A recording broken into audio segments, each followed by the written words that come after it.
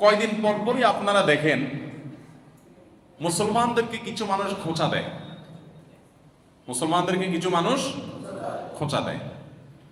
খোঁচা দিয়ে তারা মুসলমানদের ইমানে যে চেতনা সেটাকে জাগিয়ে তোলে। আমি বলি আমাদের উপকার করে, ক্ষতি করে না। এক দৃষ্টিকোণ থেকে আমাদের এটাতে উপকার হয়। সে হয়তো ক্ষতির উদ্দেশ্যে করে, কিন্তু হয় আমাদের উপকার।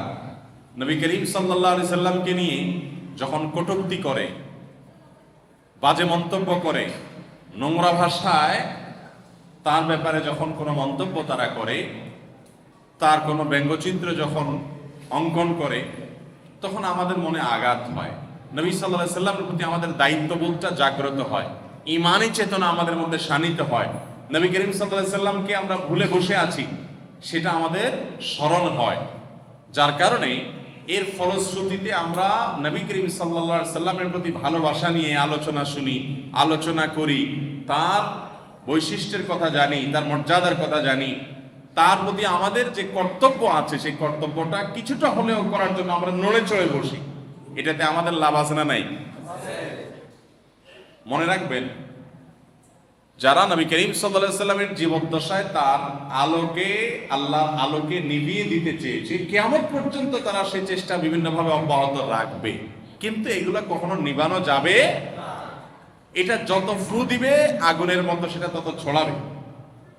আগুনে ফু দিলে, ফু দিয়ে বেশিরভাগ ক্ষেত্রে আপনি যখন বাতাস দিবেন তখন এটা আশেপাশের অন্যান্য জায়গায় আরো ছড়াবে। ঠিক না ঠিক?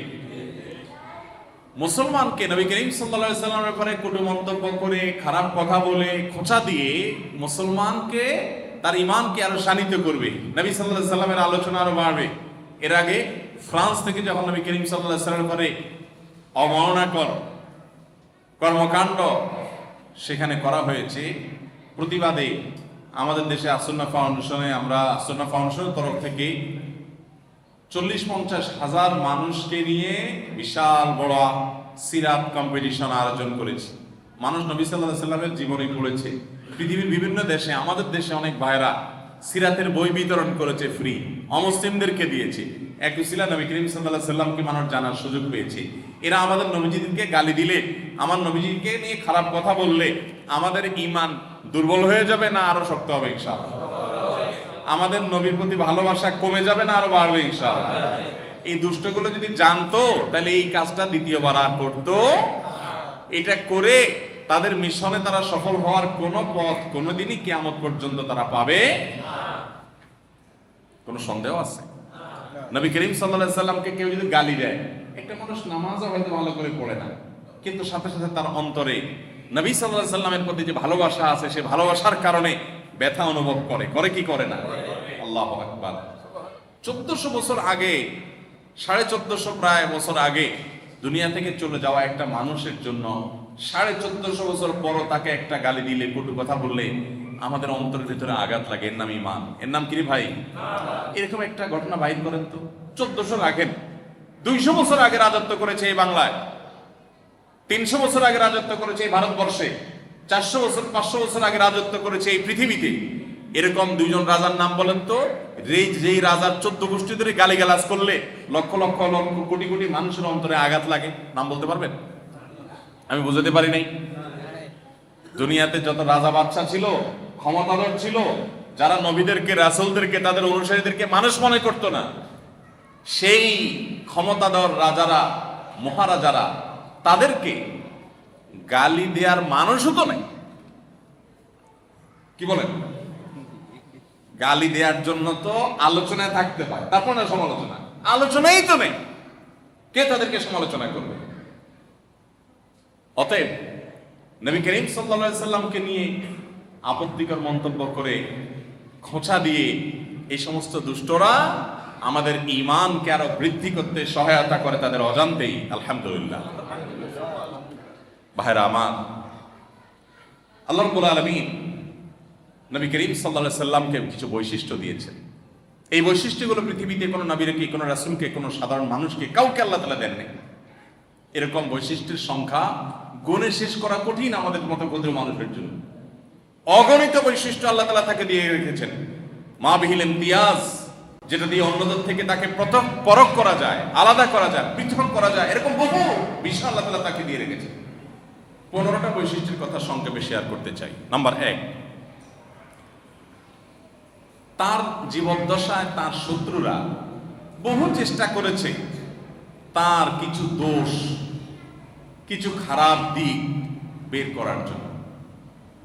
শুধু কোরআন হাদিস নয়, ইসলামের শত্রুরা মুসলমানদের প্রতি বিদ্বেষ যারা লালন করে তারাও আজও পর্যন্ত এরকম একটি ঘটনা বাহির করতে পারেনি বা পারবেও না ইনশাআল্লাহ, যে নবী করিম সাল্লাল্লাহু আলাইহি সাল্লামের শত্রুতা যারা করত মক্কার মুশরিকরা অথবা মদিনার ইহুদিরা কিংবা যাযাবরেরা, বেদুইনেরা, তারা কেউ নবী করিম সাল্লাল্লাহু আলাইহি সাল্লামের চরিত্রে কালিমা দেওয়ার মতো কোনো কিছু খুঁজে পেয়েছে, এরকম কোনো ঘটনা আপনাদের জানা আছে? কোন ইসলাম বিদ্বেষীরাও পারে নাই। কয়দিন পরপরই আমাদের দেশীয় বলেন, ভিন্ন দেশীয় বলেন, ইসলাম এবং মুসলমানদের দুশমনরা নবী সাল্লাল্লাহু আলাইহি সাল্লামের সহধর্মিণী আয়েশা রাদিয়াল্লাহু তাআলা আনহাকে তিনি বিয়ে করেছেন কেন অল্প বয়সে, সেটা নিয়ে আপত্তি তোলে। আয়েশা রাদিয়াল্লাহু তাআলা আনহার প্রতি তার যদি কোনো অবিচার হতো, জুলুম হতো, আলিয়াজ বিল্লাহ, তিনি তার থেকে বহুত বালাতার, অনেক ঊর্ধ্বে। তাহলে সে যুগের মক্কার মুশরিকরা, মদিনার কাফেররা সবার আগে তার দিকে আঙ্গুল তোলার সুযোগ পাইতো, ঠিক না ঠিক? তারা কেউ কোনো কিছু বলার সুযোগ পায় নাই। কোথাকার কোন 1400 বছর পরে আসা কোন নর্দমার কীট আমার নবী সাল্লাল্লাহু আলাইহি সাল্লামের সহধর্মিণী সম্পর্কে, নবী সাল্লাল্লাহু আলাইহি সাল্লাম সম্পর্কে বাজে মন্তব্য করার দুঃসাহস দেখায়। এটার যদি আপনি একেবারে কিতাবী সমালোচনায় আসেন, তাহলে তো এই কথা আসে যে মক্কার এবং মদিনার তখনকার যারা তার শত্রু ছিল, তার বিদ্বেষী ছিল, তার প্রতিপক্ষ ছিল, তাদের কারোর সাহস হয়নি এখানে কালিমা বসানোর কোনো আপত্তি তারা তুলেছে, এমন কোনো সুযোগ তারা পেয়েছে, এমন কোনো ঘটনা পাওয়া যায় না। তোমরা কি? এই ঘটনা নিয়ে অনেক বিস্তারিত আলোচনা পর্যালোচনা আমার উদ্দেশ্য না। আমার উদ্দেশ্য হলো তার প্রথম বৈশিষ্ট্যটা উল্লেখ করা, যে তার শত্রু যারা ছিল তখন তারাও চেষ্টা করে তার কোনো দোষ, কোনো খুঁত, কোনো দুর্নাম, কোনো খারাপ কিছু খুঁজে তারা বের করতে পারে নাই। একটা ঘটনা শুধু বলি সংক্ষেপে। একবার নবী করিম সাল্লাল্লাহু আলাইহি সাল্লামের সাহাবা একরাম যখন হিজরত করে গেলেন ইথিওপিয়ায়, সেখানকার শাসক যখন তাদেরকে ডেকে আনলেন রাজদরবারে, সেখানে মক্কার মুশরিকদের তরফ থেকে আবু সুফিয়ান, তাকেও ডেকে আনা হলো। আবু সুফিয়ানকে অনেকগুলো প্রশ্ন করেছে সেই শাসক। সে প্রশ্নগুলোর উত্তরে সবগুলাই নবী সাল্লাল্লাহু আলাইহি সাল্লামের পক্ষে গেছে। যেমন একটা প্রশ্ন ছিল, উনি কি আত্মীয় স্বজনের প্রতি সদাচরণ করে? তো সে তো না করতে পারে নাই, হ্যাঁ করে।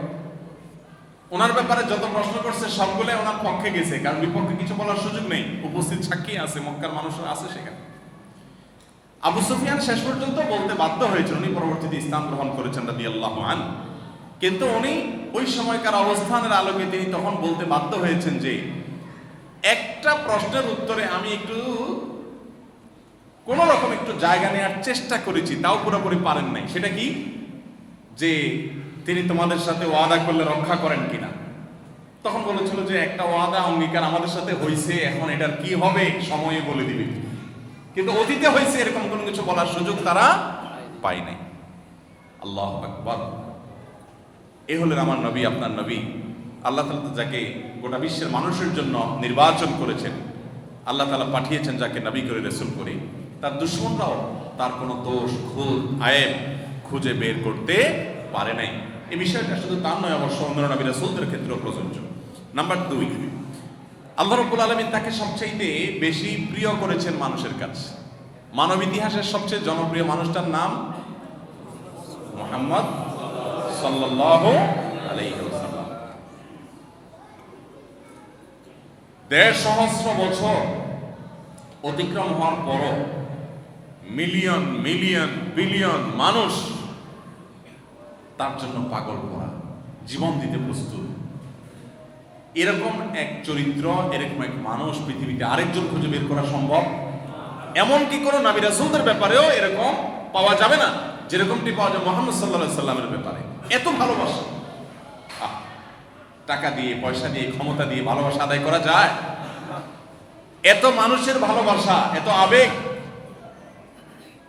আল্লাহ তাআলা কোন নবী রাসূলকে এই নেয়ামত দেননি। এটা আমার নবী সাল্লাল্লাহু আলাইহি ওয়াসাল্লামের বৈশিষ্ট্য, যে তাকে আল্লাহ তাআলা সমস্ত পৃথিবীর ইতিহাসের, সর্বকালের, সর্বযুগের, সর্বসমাজের সবচেয়ে প্রিয় মানুষের কাছে সবচেয়ে প্রিয়, মানুষের কাছে সবচেয়ে আদর্শ, সবচেয়ে গ্রহণযোগ্য, সবচেয়ে ভালোবাসার পাত্র করেছেন আল্লাহ তাআলা মুহাম্মদ সাল্লাল্লাহু আলাইহি ওয়াসাল্লামকে। সবার অন্তরে তার ভালোবাসা আল্লাহ তাআলা এইভাবে দিয়েছেন, বিশেষ করে যারা তার প্রতি ঈমান আনে। অন্য নবী রাসূলদের প্রতি ঈমান আনা মানুষদের অন্তরে তাদের নবী রাসূলের জন্য এত ভালোবাসা পাওয়া যায় না ইতিহাসে, যত ভালোবাসা পাওয়া যায় আমার নবী করিম সাল্লাল্লাহু আলাইহি ওয়াসাল্লামের প্রতি ঈমান আনয়নকারীদের অন্তরে তার প্রতি ভালোবাসা সাল্লাল্লাহু আলাইহি ওয়াসাল্লাম। আর এই জন্য আল্লাহ তাআলা বলেছেন ওয়ারাফা'না লাকা যিকরাক, ওয়ারাফা'না লাকা যিকরাক। হে রাসূল, আপনার আলোচনা, আপনার প্রশংসা, আপনার গুণকীর্তনকে আমি ছড়িয়ে দিয়েছি। এমন ছড়িয়েছেন আল্লাহ তাআলা, গোটা পৃথিবীতে এখনো তাকে কেউ কোনো কথা বললে মুসলমান যে তার প্রতি ঈমান আনে তার চোখ দিয়ে পানি চলে আসে, ব্যথা হয়। অনেকের বাপকে, ভাইকে গালি দিলে ব্যথা হয়, এত ব্যথা ফিল করে না নবীজিকে কটু কথা বললে যত ব্যথা অনুভব হয়। আল্লাহ তাআলা এই পরিমাণ ভালোবাসা মানুষের অন্তরে দিয়ে দিয়েছে, এই পরিমাণ প্রশংসা, এই পরিমাণ তার গুণকে আল্লাহ তাআলা ছড়িয়ে দিয়েছে সাল্লাল্লাহু আলাইহি ওয়াসাল্লাম। নাম্বার 3, তার যে নাম, এই নামটা আল্লাহ প্রদত্ত। আল্লাহ তাআলা তার দাদা আব্দুল মুত্তালিবের অন্তরে এটা ঢেলে দিয়েছেন, ইলহাম করেছেন বিশেষভাবে, এবং সচরাচর এই নামে আর কোনো মানুষের নামকরণ করা হতো না। তার জন্মের কাছাকাছি সময় কিছু মানুষ আগের যুগের বিভিন্ন আসমানি গ্রন্থে তার নামের কথা জানতে পেরে ওই নামে সন্তানকে নামকরণ করত, কিন্তু রিয়েল এই নামে তার আগে কোনো মানুষ ছিল না ওইভাবে। আল্লাহ রাব্বুল আলামিন ইলহাম করে দিয়েছেন, তার নামটা নির্বাচন করেছেন। নামটা কি দেখেন তো, নামটা কি? মুহাম্মদ সাল্লাল্লাহু। মুহাম্মদ শব্দের অর্থ কি ভাই? মুহাম্মদ শব্দের অর্থ কি? আল্লাহু আকবার, প্রশংসিত। প্রশংসিত মানে কি? মানে সবার মুখে মুখে তার প্রশংসা, সবার মুখে মুখে তার প্রশংসা। তার স্ত্রী তার প্রশংসা করেন, তার সন্তান তার প্রশংসা করেন, তার সাথে সহযোদ্ধা ছিলেন তিনি তার প্রশংসা করেন, তার শত্রু তার প্রশংসা করতে বাধ্য হয়, তার প্রতিপক্ষ তার প্রশংসা করতে বাধ্য হয়, মানুষ তার প্রশংসা করে, ফেরেশতা তার প্রশংসা করে, সৃষ্টিকর্তা তার প্রশংসা করে, সবকিছু তার প্রশংসা করে। তার প্রশংসা ছাড়া দুর্নাম করার সুযোগ কেউ পায় না, এত প্রশংসনীয়। এই জন্য আল্লাহ তাআলা নামই ইলহাম করেছেন মুহাম্মদ সাল্লাল্লাহু আলাইহি ওয়াসাল্লাম। অন্তরে আল্লাহ তাআলা প্রশংসা দিয়ে রেখেছেন, সবার কাছে প্রশংসিত, প্রশংসিত। ভাইরা আমার, আর এই জন্য মুশরিকরা নবী সাল্লাল্লাহু আলাইহি সাল্লামকে দুর্নাম করার জন্য মুজাম্মাম বলতো, মুজাম্মাম। তো নবী সাল্লাল্লাহু আলাইহি সাল্লাম বলতো, আমার নাম তো মুহাম্মদ, আমার নাম তো মুজাম্মাম না, তোমরা মুজাম্মামকে গালি দিচ্ছ, আমার গায়ে তো পড়তেছে। এমন একটা নাম বলছেন, এই নামকে গালি দেওয়া, গালি দিতে হলে নাম চেঞ্জ করে দিতে হবে, ওই গালিতে ওই নামে তখন যায় গালিটা পড়বে, ওনার নামে পড়ার কোনো সুযোগ। আল্লাহ তাআলা এইভাবে তাকে সেভ করেছেন। ভাইরা আমার, নাম্বার 4, তিনি পৃথিবীতে শুধুমাত্র মানুষকে নীতিবাক্য বলেন নেই, নীতিবাক্যের বাস্তব স্বাক্ষর রেখে তারপর দুনিয়া থেকে গেছে। অনেক হুজুর পাবেন আমাদের যে আমরা অনেক লোক ভালো ভালো কথা বলি, কিন্তু সে ভালো কথার পরে নিজে হয়তো আমল করতে। আমার নবীজি সাল্লাল্লাহু আলাইহি সাল্লাম যত কথা বলেছেন, সেই কথাগুলো নিজে আমল করে মানুষের সামনে সেটার দৃষ্টান্ত স্থাপন করেছেন। বাবা তার সন্তানের সাথে কেমন আচরণ করবে তিনি নির্দেশনা দিয়েছেন, আবার নিজে করেও দেখিয়েছেন। স্বামী তার স্ত্রীর সাথে কেমন আচরণ করবে নির্দেশ দিয়েছেন, আবার নিজে আমল করেও দেখিয়েছেন। আল্লাহর গোলামি করতে হবে নির্দেশ দিয়েছেন, নিজে গোলামি করে দেখিয়েছেন। জীবনের বহু বড় বড় দার্শনিকের নাম আমরা শুনেছি, জানি, যারা অনেক নীতিবাক্যের কথা আমাদেরকে বলে গেছেন, অনেক আইডিওলজি দিয়ে গেছেন, কিন্তু সেটা নিজে বাস্তবায়ন করতে পারেননি। তিনি রাষ্ট্র কিভাবে পরিচালনা হবে তার নির্দেশনা দিয়েছেন, আবার পরিচালনা করে দেখিয়েছেন। তিনি যুদ্ধক্ষেত্রে কিভাবে মানবিক গুণাবলীকে আপন জায়গায় রেখে বিশ্ব শান্তি প্রতিষ্ঠা করার জন্য কাজ করতে হবে সে আইডিয়া দিয়েছেন তার হাদিসের মাধ্যমে, কিন্তু সেটা আবার আমল করেও দেখিয়েছেন। এরকম একজন মানুষ পৃথিবীর ইতিহাসে খুঁজে পাওয়া বিরল, যে মানব জীবনের বিভিন্ন স্তর বিভিন্ন ধাপের ব্যাপারে দিক নির্দেশনাও দিয়েছেন, প্রেসক্রিপশনও দিয়েছেন, সেটার উপরে আমল করেও দেখিয়েছেন। তিনি হলেন নবী, আপনার নবী মুহাম্মদ মুস্তাফা সাল্লাল্লাহু আলাইহি ওয়াসাল্লাম। নাম্বার 5, তিনি বলেছেন আনা সাইয়্যিদু ওয়ালদি আদম ওয়ালা ফাখর। ইবনে হিব্বান হাদিসটি বর্ণনা করেছেন, আনা সাইয়্যিদু ওয়ালদি আদম ওয়ালা ফাখর। তোমাদেরকে জানিয়ে দেয়া প্রয়োজন তাই জানিয়ে দিচ্ছি, গর্ব করছি না যে আমি, অর্থাৎ তিনি তার কথা বলছেন যে তিনি আদম আলাইহিস সালামের সন্তান, অর্থাৎ মানব জাতির যত সদস্য আছে এই সবার মধ্যে তিনি সাইয়্যিদ, সবার নেতা। সকল নবীদের, সকল রাসূলদের, সাধারণ মানুষ তো বটেই, সবার মধ্যে সবচেয়ে শ্রেষ্ঠ এবং সবচেয়ে উত্তম আল্লাহ তাআলা তাকে করেছেন। ভাইরা আমার, নাম্বার 6, তিনি রাহমাতুল লিল আলামিন, গোটা জগতের সকল সৃষ্টির জন্য রহমত। এটার ব্যাখ্যা সৈয়দ আবুল হাসান আলী আন-নাদবী রাহিমাহুল্লাহ একটা বই লিখেছেন, নবী রহমত, বাংলা অনুবাদ হয়ে গেছে, ইসলামিক ফাউন্ডেশন থেকে অনুবাদ হয়েছে যথাসম্ভব। নবী রহমত বইটা কিনে একটু পড়বেন, নবী রহমত কিনে বইটা। নবী সাল্লাল্লাহু আলাইহি ওয়াসাল্লামের প্রতি ভালোবাসা, যেটা আমার ইমানের জন্য গুরুত্বপূর্ণ একটা বিষয়। ইমান নিয়ে প্রশ্ন তোলা যাবে যদি ভালোবাসার ঘাটতি থাকে, সে ভালোবাসা বেড়ে যাবে ইনশাআল্লাহ এই বইটা পড়লে। এখানে আপনি জানতে পারবেন কিভাবে তিনি রাহমাতুল লিল আলামিন হয়েছেন, গোটা জগৎবাসীর জন্য রহমত হয়েছেন। এই বিষয়ে দীর্ঘ আলোচনা করার সুযোগ এখন নাই। আপনি শত্রুর সাথে শত্রুতা করবেন, সেখানেও যাতে সীমা লঙ্ঘন না করেন তিনি নির্দেশ দিয়েছেন। তাহলে শত্রুর প্রতিও দয়ালু ছিলেন কি ছিলেন না? আপনি কোন পিপিলিকা, ইঁদুর, পোকামাকড়, কোন পশু, কোন পাখি আপনাকে যন্ত্রণা দেয়, আপনাকে উপদ্রব করে, কষ্ট দেয়, তাকেও হত্যা করতে হলে তার উপদ্রব থেকে বাঁচার জন্য যদি তাকে শেষ করা লাগে, সেক্ষেত্রেও যেন আপনি অমানবিক না হন, প্রয়োজনের চেয়ে বেশি কষ্ট না দেন, সে নির্দেশনাও তিনি দিয়েছেন। গাছ, এই গাছের ডাল, গাছ বিনা প্রয়োজনে কেটে ওই গাছের যে জীবন আছে সেটার যেন ক্ষতিগ্রস্ত না করেন, প্রয়োজন হলে কাটেন, প্রয়োজন ছাড়া যেন ভাবে কাটবেন না, বৃক্ষ নিধন করবেন না, সে বৃক্ষের প্রতিও তিনি রহমত ছিলেন কি ছিলেন না? তার রহমতের ব্যাখ্যা নবী রহমত পড়বেন, জানতে পারবেন। শত শত নয়, হাজার হাজার নয়, অগণিত ক্ষেত্রে আল্লাহ তাআলার অগণিত মাখলুকের প্রতি কিভাবে তিনি রহমত হয়ে এসেছেন, আপনি এটা পড়লে জানতে পারবেন। ভাইরা আমার, এটা তার বৈশিষ্ট্য যে তিনি রাহমাতুল লিল আলামিন, গোটা জাতির জন্য, গোটা সৃষ্টি জগতের জন্য, সকল জগতের জন্য তিনি রহমত হয়ে এসেছেন। নাম্বার 7, অন্যান্য নবীরা রাসূলরা আসতেন ছোট ছোট বিভিন্ন জনপদের মানুষের কাছে, বিভিন্ন গোষ্ঠীর মানুষের কাছে, কারোর আয়তন ছোট ছিল, কারোর আয়তন বড় ছিল, কিন্তু তিনি আসছেন কতজন মানুষের কাছে? ইলা কাফাতিন নাস, কোরআনের ভাষা, সকল মানুষের জন্য, গোটা পৃথিবীর সকল মানুষ, পূর্ব থেকে পশ্চিম, উত্তর থেকে দক্ষিণ, সকল মানুষের জন্য নবী রাসূল, নবী হিসাবে, রাসূল হিসাবে এসেছেন। তো এটা তার বৈশিষ্ট্য। 8 নম্বর, আল্লাহ রাব্বুল আলামিন তাকে অনেক বেশি স্নেহ করেছেন, ভালোবাসতেন। এত ভালোবাসা অন্য কারোর মধ্যে দেখা যায় না। যেমন একটা ভিডিও বেশ ভাইরাল হয়েছে, যদিও ভিডিওর বক্তব্যটা বিভিন্ন সিরাতের কিতাবে নবী সাল্লাল্লাহু আলাইহি সাল্লামের বৈশিষ্ট্য নিয়ে যারা আলোচনা সেখানে উঠে এসেছে, আমরা আমাদের পেজেও সেটা প্রচার করেছি।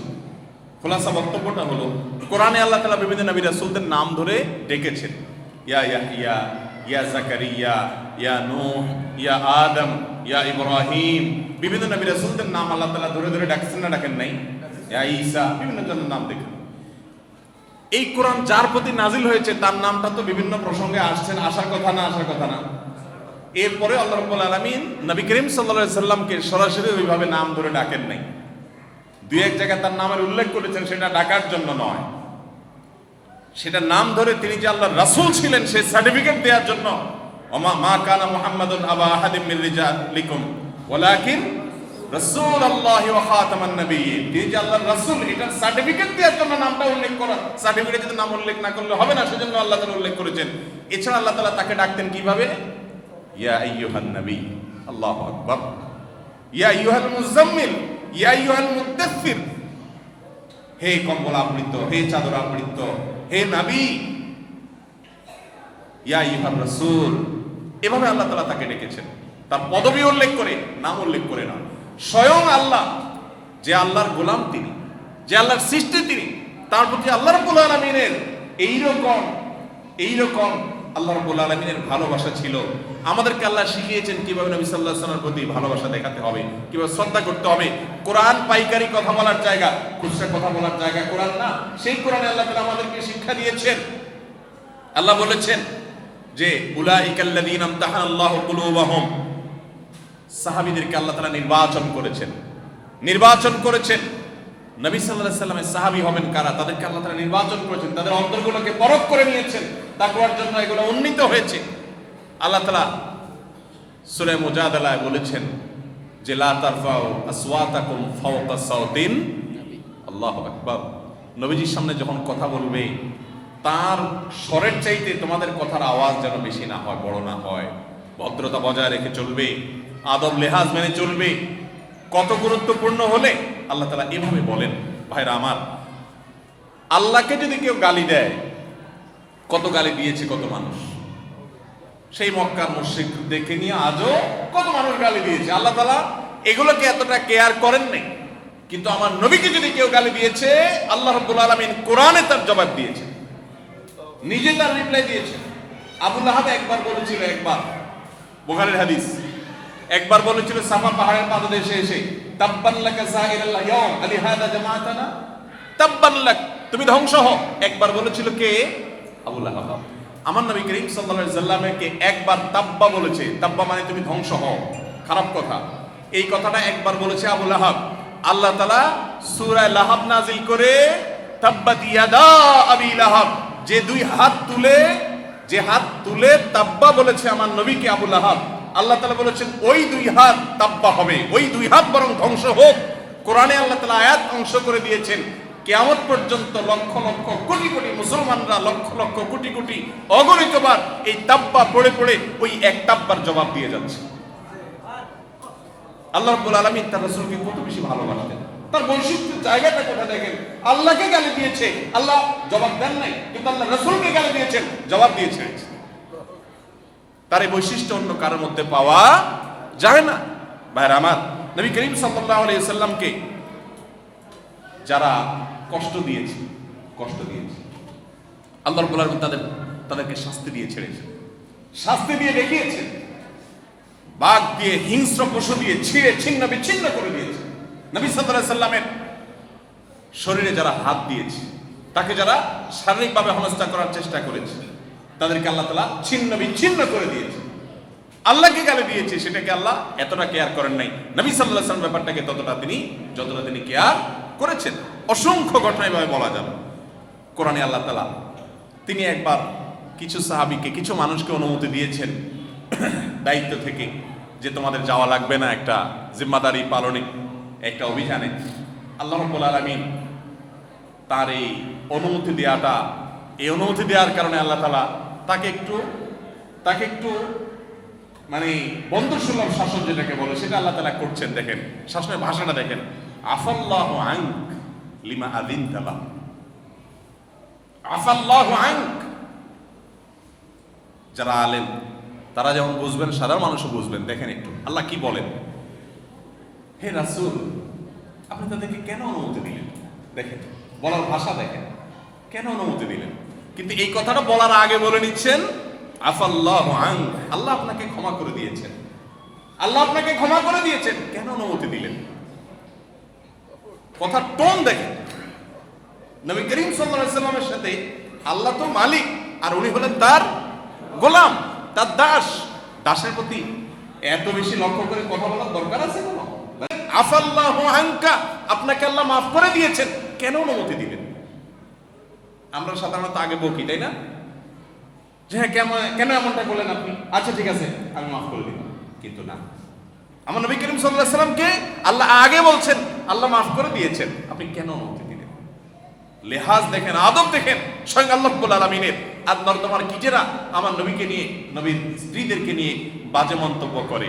আবারও বলছি, এই মন্তব্যগুলো আমাদের অন্তরে তার ঈমানের বীজকে আরো গভীরভাবে বপন করে দেয়, প্রথিত করে দেয়, ঠিক কিনা? আল্লাহ তাআলা আমাদেরকে নবী সাল্লাল্লাহু আলাইহি ওয়াসাল্লামের মুহাব্বত অন্তর লালনকারী করার তৌফিক দান করুন।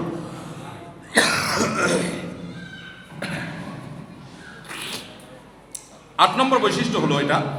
9 নম্বর বৈশিষ্ট্য হলো তিনি বলেছেন উতীতু জাওয়ামিউল কালিম, উতীতু জাওয়ামিউল কালিম, আমাকে আল্লাহ রাব্বুল আলামিন স্বল্পভাষী করেছেন।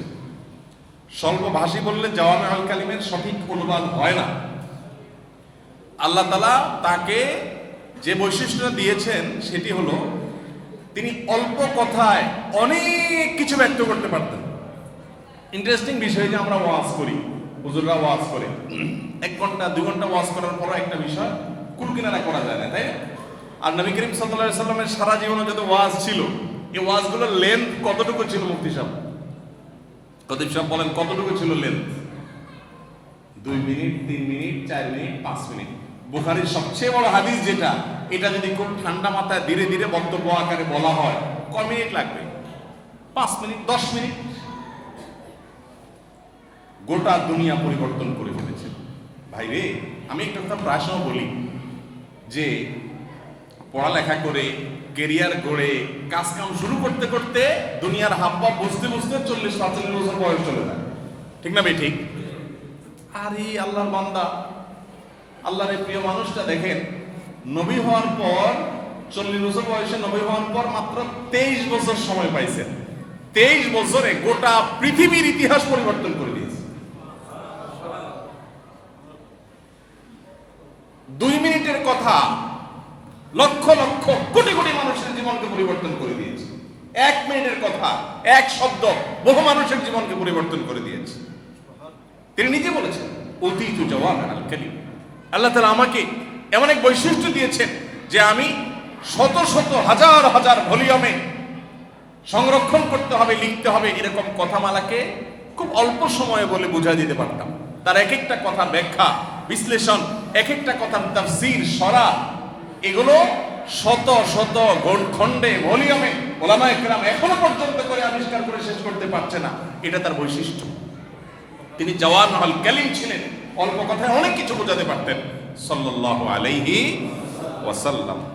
তার আরেকটি বৈশিষ্ট্য ছিল 10 নম্বরের, সেটা হলো আল্লাহ তাআলা তাকে সুমহান চরিত্র দিয়ে পাঠিয়েছেন। তিনি বলেছেন, আল্লাহ বলেছেন ইন্নাকা লাআলা খুলুকিন আযীম, হে রাসূল নিশ্চয়ই আপনি মহান চরিত্রের অধিকারী। তার চরিত্রের সৌন্দর্য ছিল সবচেয়ে বেশি। তার চরিত্রের সৌন্দর্য এত বেশি ছিল যে মুশরিকদের নেতা, কাফেরদের নেতা, মসজিদে নববীর পিলারের সাথে বাধা ছিল। 3 দিন নবী সাল্লাল্লাহু আলাইহি সাল্লাম এসে তার সাক্ষাৎ করতে এসেছেন, মুচকি হেসেছেন, একটু কনভারসেশন করেছেন, সামান্য একটু কথোপকথন হয়েছে মাত্র। এই সামান্য সময়ে নবী সাল্লাল্লাহু আলাইহি সাল্লামের চাহনি, শত্রুপক্ষ বন্দী, সে জেলে থাকা বন্দীর সাথে নবী সাল্লাল্লাহু আলাইহি সাল্লাম 2-3 মিনিটের জন্য কথোপকথন হয়েছে, সাক্ষাৎ হয়েছে, একটু তাকিয়েছেন, একটু কথা বলেছেন, ব্যাস এটুকু যথেষ্ট হয়ে গেছে ওই লোকটার ঈমান আনার জন্য। যার সাথে যুদ্ধ করেছে, যার বিরুদ্ধে লড়েছে, যার বিরুদ্ধে জীবন বাজি রেখেছে, কাজ করেছে, সেই লোকটার একটু মুচকি হাসি, একটু কথা, একটু তার সাথে সাক্ষাৎ তার শত্রুতাকে বন্ধুত্বে পরিণত করে পুরা আমল পরিবর্তন করে দিয়েছে। ভাইরা আমার, এত উন্নত আখলাক এবং উন্নত চরিত্রের অধিকারী তিনি ছিলেন। আল্লাহ বলেছেন ফাবিমা রাহমাতিন মিনাল্লাহি লিনতা লাহুম, আল্লাহর অনুগ্রহে আপনি কোমল ছিলেন, আপনি কঠোর হন নাই, আপনি কোমল হয়েছেন। আল্লাহ তাআলা তাকে কোমল করেছেন, তাকে উন্নত আখলাক দিয়েছেন, উন্নত চরিত্র দিয়েছেন। জিহাদের ময়দানের ঘটনা, হাজারো ঘটনা বলা যাবে এই সমস্ত একটা পয়েন্টের অধীনে, সময় নেই।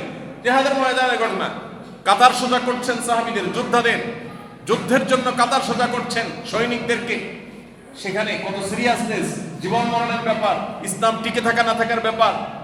সেখানে হঠাৎ করে এক সাহাবী বলতেছেন ইয়া রাসূলুল্লাহ, উনি ওই লাঠি দিয়ে কাতার সোজা করছিলেন, কেউ একটু সামনে আসে, তাকে একটু হালকা ওই লাঠি দিয়ে পিছনে সরতে বলছেন। একজন এসে বলছে রাসূলুল্লাহ আপনি আমাকে কষ্ট দিয়েছেন।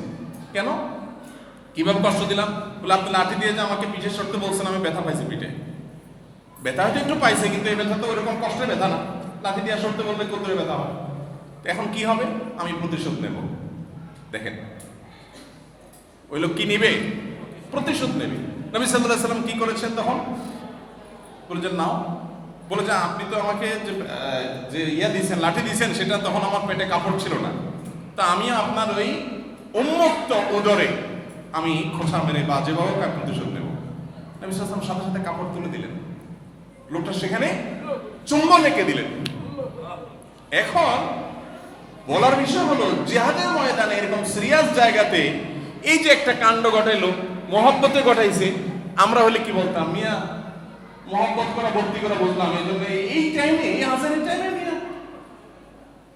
কিন্তু তিনি ইন্নাকা লাআলা খুলুকিন আযীমের মেসদাক ছিলেন।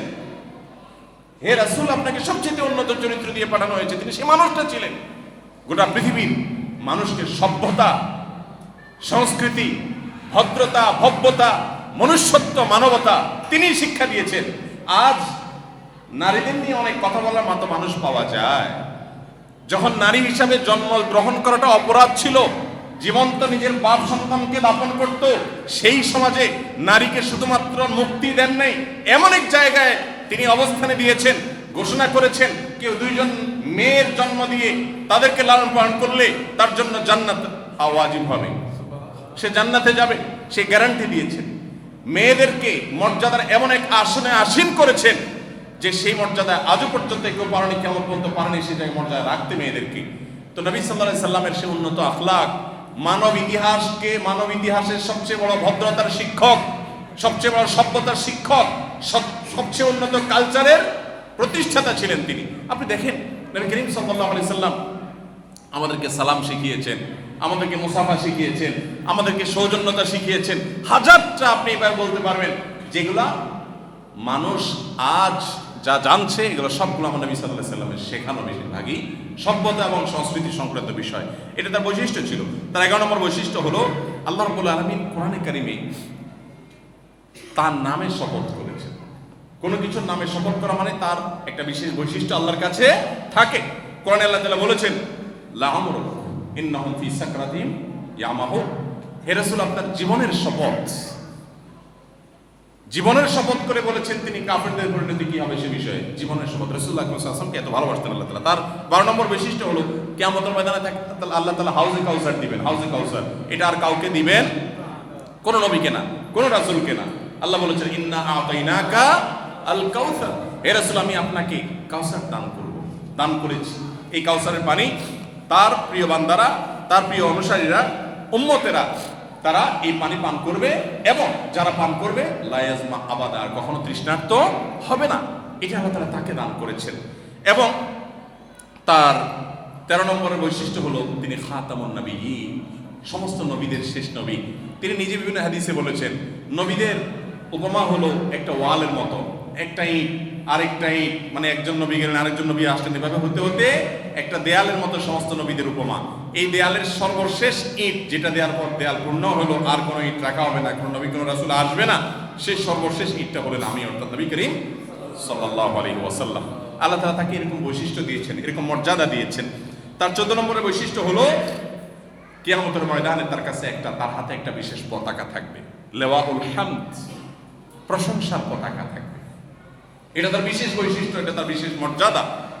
তার 15 নম্বর বৈশিষ্ট্য হলো ওহীর যত প্রকার আছে, 3 প্রকারের ওহী, বিশেষ করে মৌলিক যে প্রকারগুলো আছে, আপনার স্বপ্নে ওহী, সরাসরি সাক্ষাৎ করে আল্লাহর কাছ থেকে ওহী নেওয়া, জিবরিলের মাধ্যমে ওহী নেওয়া, সবগুলো প্রকারের ওহী আল্লাহ তাআলা তার উপরে নাজিল করেছেন, তাকে দান করেছেন। তাকে আল্লাহ তাআলা বিশেষ সুপারিশ দিবেন যেটা অন্যরা পাবে না। এরকম হাজার হাজার বৈশিষ্ট্য তার উল্লেখ করা যাবে সাল্লাল্লাহু আলাইহি। আল্লাহ রাব্বুল আলামিন আমাদেরকে তার প্রতি পরিপূর্ণভাবে ঈমান আর তৌফিক দান করুন।